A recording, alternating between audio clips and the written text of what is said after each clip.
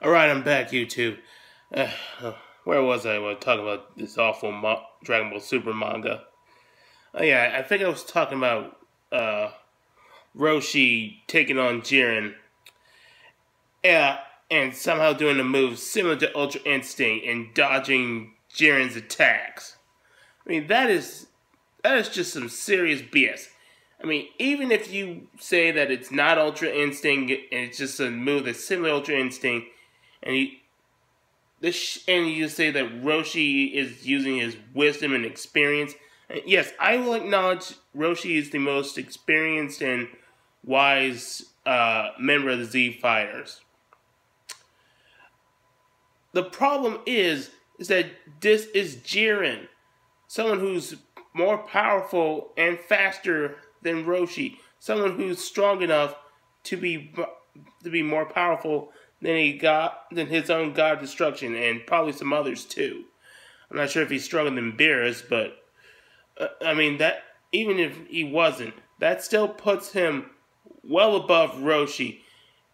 Even if he did have a move that's similar to Ultra Instinct, or even if he had Ultra Instinct at all, the difference in his power and speed should be so vast that it wouldn't even make a difference.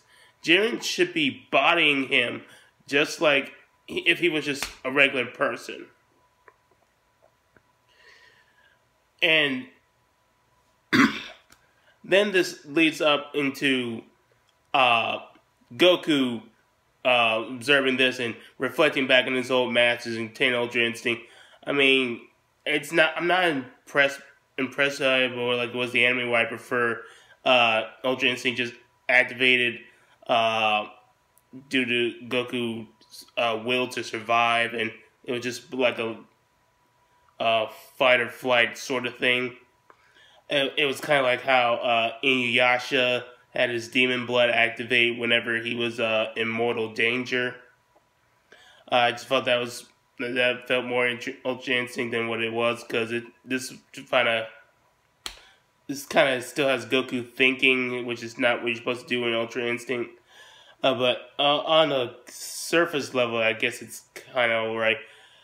But then we cut into Goku going to Ultra Instinct Omen and getting ready to fight Jiren. And before Goku can even land a single hit, he goes out of Ultra Instinct and Jiren decks him. That's how the first appearance of Ultra Instinct goes. We don't get to see Goku act like a badass where he's taking on Toppo, Dispo, and Jiren at the same time, ragdolling Toppo and Dispo and going blow for blow with Jiren for a little bit before he gets out of that form, which made Ultra Instinct seem powerful and badass. No. It just got shafted.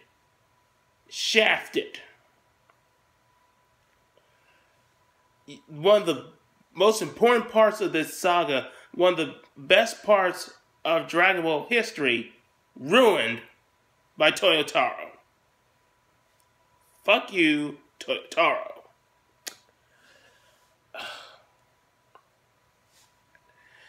I mean, there's other things I could talk about about this manga.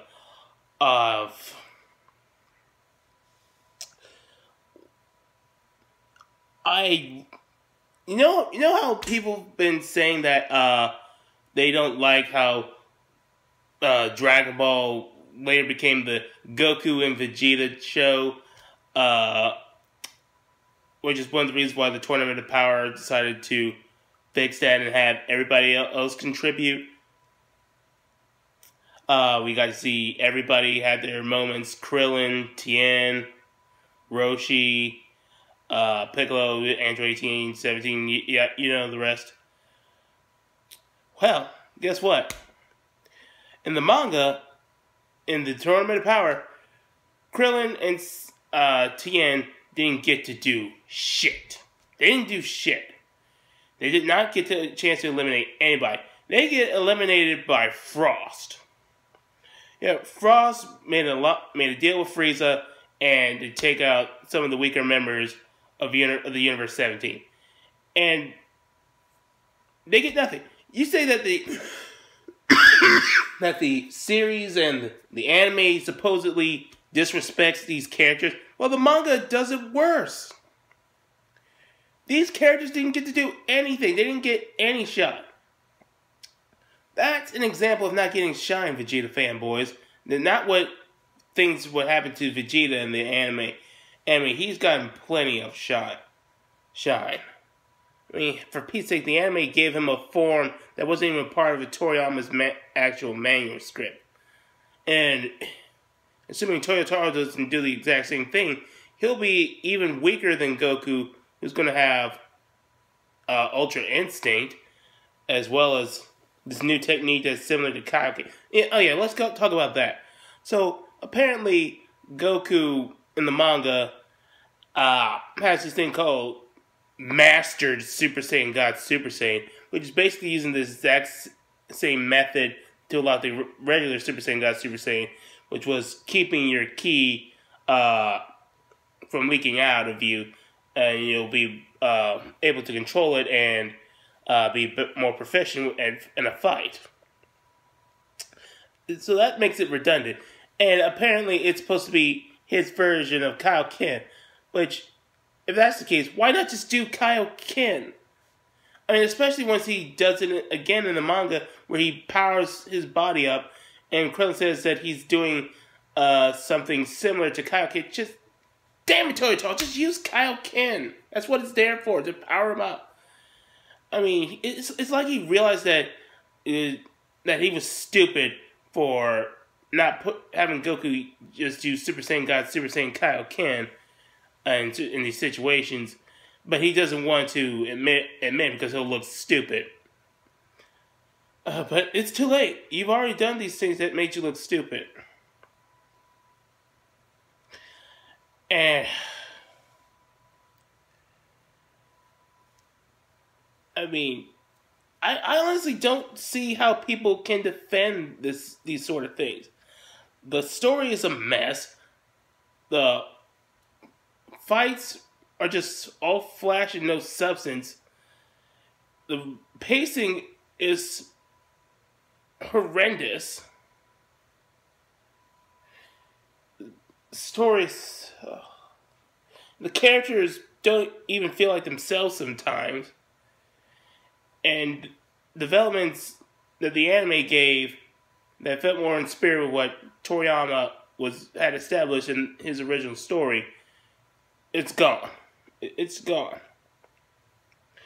I mean, but I honestly should have expected such complete subpar content from the guy who wrote that Dragon Ball AF manga, which was supposed to be a fan manga that took place after Dragon Ball GT. Fuck GT.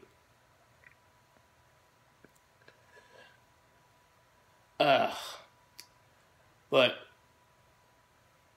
I mean, what I really hate about the Dragon Ball Super manga is the fanboys. The fanboys who will perform mental gymnastics just to defend this piece of garbage. Saying that, oh, it's got a better story because it didn't do X and X in the anime. But it does this and this in the manga, which makes it even worse.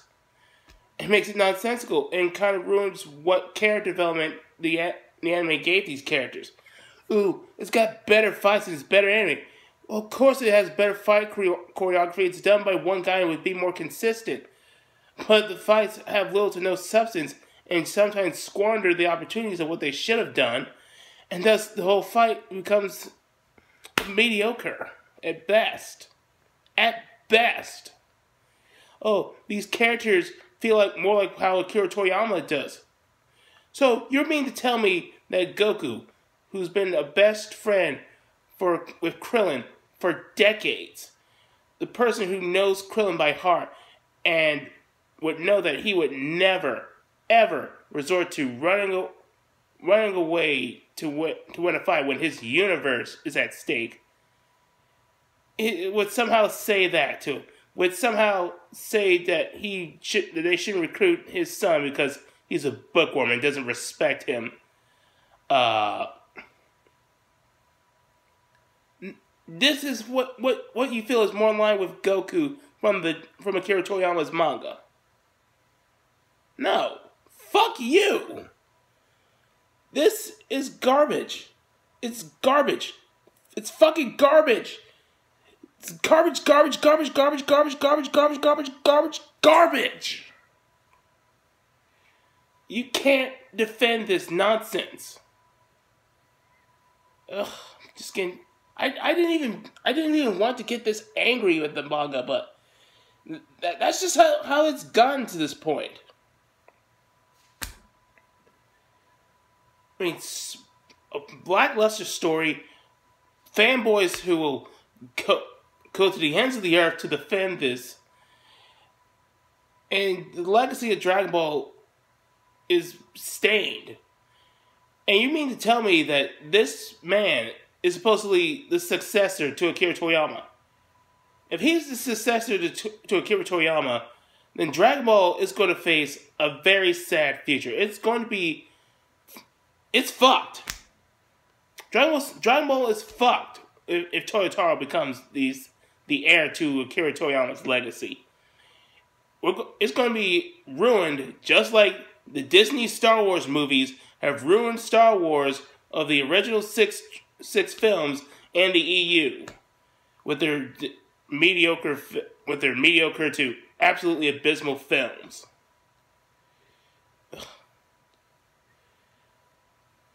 I mean,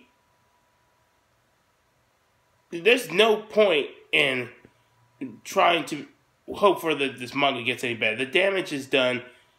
Toyotaro has proven himself too much of a fucking idiot to make anything of substance. He's along the same veins as Michael Bay and J.J. Abrams. I mean, focusing all over style, over any originality and substance. And I'm sure some of you will want to know what I think about Toyotaro being a tracer. I mean, honestly, as much as I'd like to say that, to admit that, and just have another thing to rant about Toyotaro and like him even less.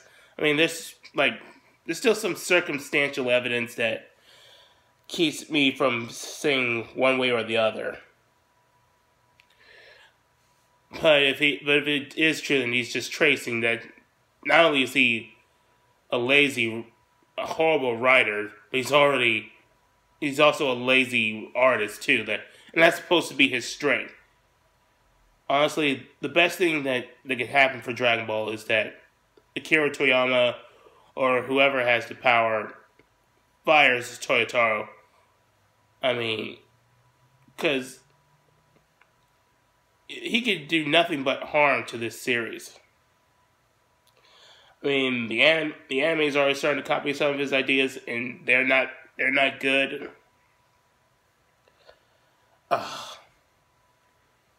He helped make Dragon Ball Heroes. And, I don't want to talk about Dragon Ball Heroes. That's just pure fan fiction.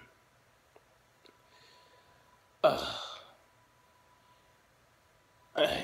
just too angry to continue talking about this. So anyway, the Dragon Ball Super manga sucks. It's not going to get any better. The best thing we can do is just drop the manga like I did back in the Champa saga, and just stick with the anime, which feels more like what Akira Toriyama had established in this manga. And if we want to know what ideas were Akira Toriyama's and what was just Toei's, we can just wait for either Toei to give details from the manuscript or get a copy of Toriyama's manuscript. That's the best way we can see what Akira Toriyama's vision was for this Dragon Ball Super. But we shouldn't waste time with Toyotaro. So those are all my thoughts on this whole thing about the Dragon Ball Super manga being so damn awful. So I'll catch you guys later. Fuck you, Toyotaro, and fuck your manga.